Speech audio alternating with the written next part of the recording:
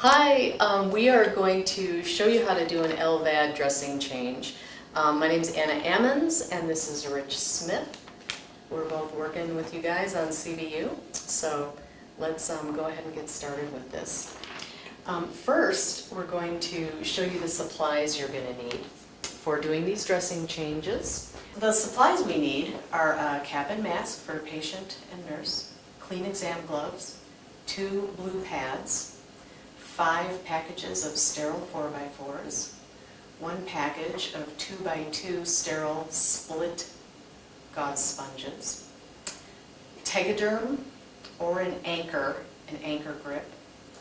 We will need sterile gloves, sterile chlorhexidine soap, sterile normal saline syringes, 3 of them, sterile Q-tips, and Bactroban ointment if the doctor orders ointment for the site, and 4-inch Metapore tape. Well, first, of course, Rich is going to wash his hands and arms thoroughly with the antiseptic soap that we have in the rooms. That's one of the few times we use it. And then he will put on his mask and cap and clean exam gloves.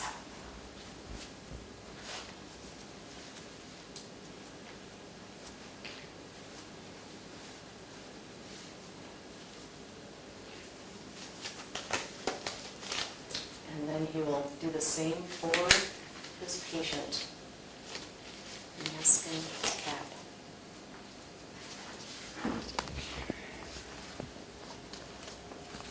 Okay. And next we're going to remove the soiled dressing, open up the anchor that's holding the Driveline in place. Rich is grabbing a blue pad so he can put all the soiled things in there and throw it all away easily. We're going to clean our field, clean our table with a sanding cloth. And then, of course, discard soiled gloves. And wash hands again for 20 seconds.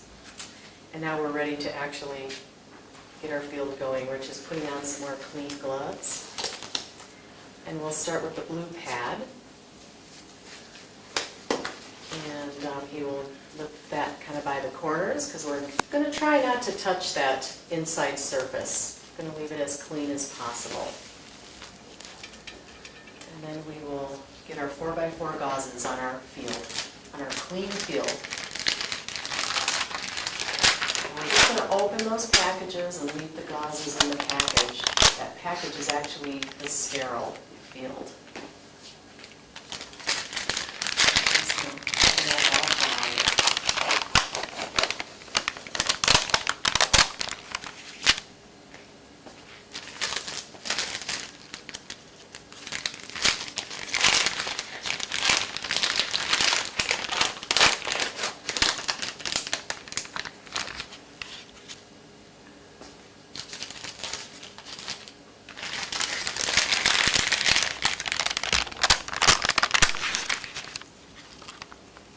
Alrighty, great.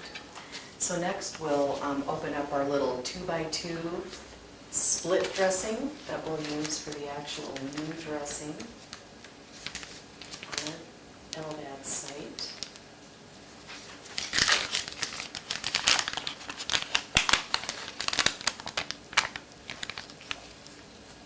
In case we have orders for an antibacterial ointment, we'll open up some sterile Q-tips and we'd squirt a glob of ointment on that clean field.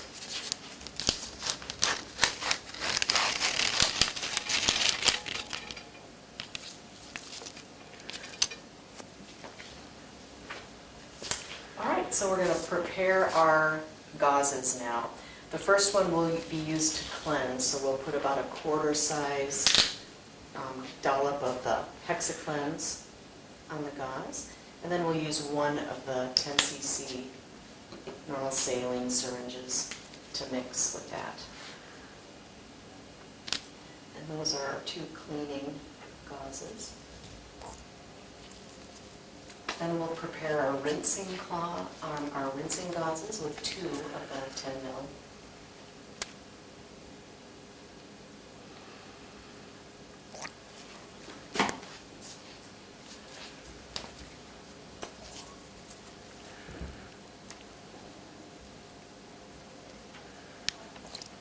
Beautiful. And we have our dry sponges and some extra ones if we need them.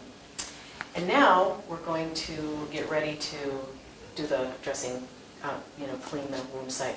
So again, we'll remove the old gloves, wash hands, antibacterial soap, 20 seconds. Okay, Rich is going to put on his sterile gloves now.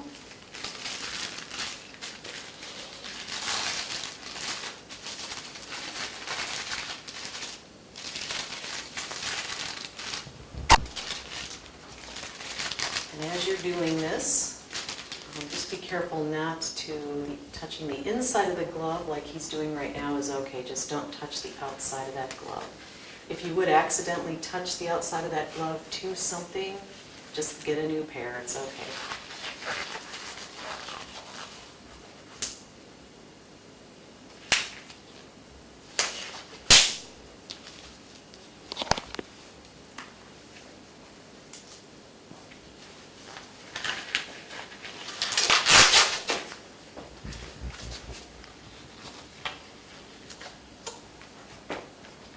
Okay, and we're going to start by cleaning the site. So we're going to take one of our 4x4s with the soap on it and kind of fold it into a triangular shape so that you can start, kind of squeeze it out a little bit, and start right at the tip of that driveline site and just gently, gently squeeze the driveline.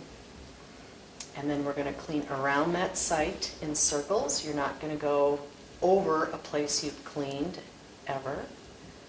Push underneath. And he's keeping his fingers away from that cleaned area. And we'll go further and further out from the site. And we will do this cleansing part twice.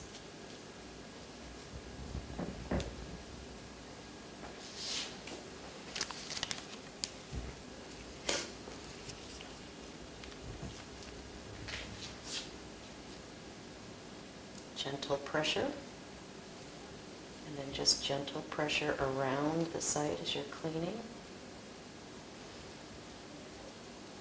making sure to go further and further away as you go around. And next we'll rinse. We'll use our 2 rinse wipes. Same technique to use.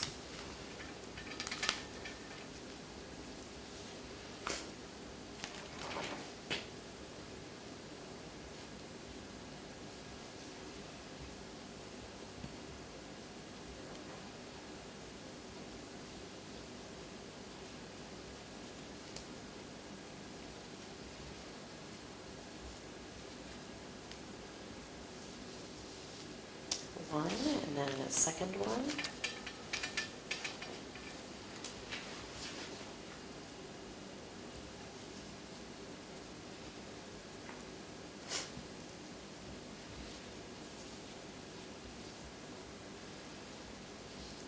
And we'll use the same technique to dry that site. And we'll dry 2 times.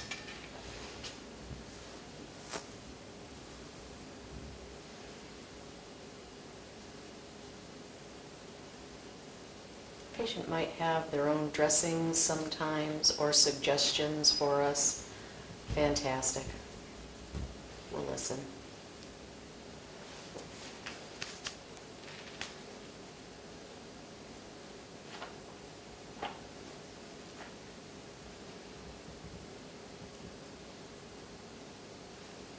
All right. And then just kind of make sure that area is dry, and we're going to apply our sterile dressing around the driveline insertion site.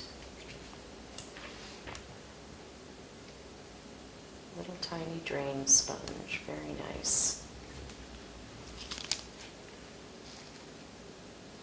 And we'll go underneath first.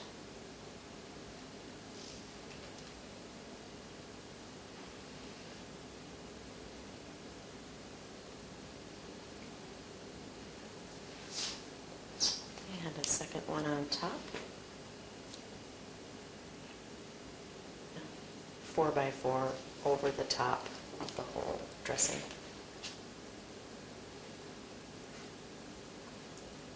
And then we're going to secure the 4 corners with our 4-inch metaphor tape, which will work pretty nicely.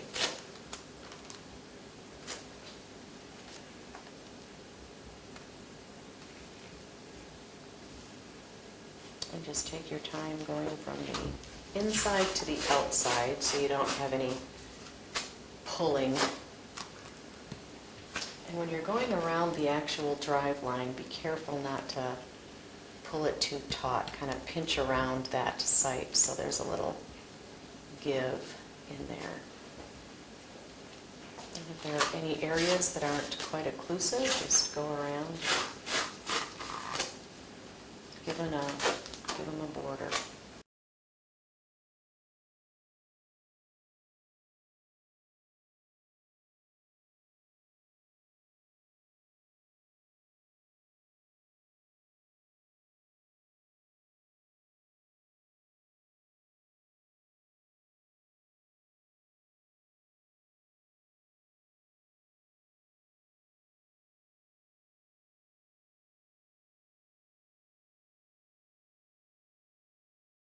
Now we're going to go ahead and anchor our drive line once again with our little anchor system there.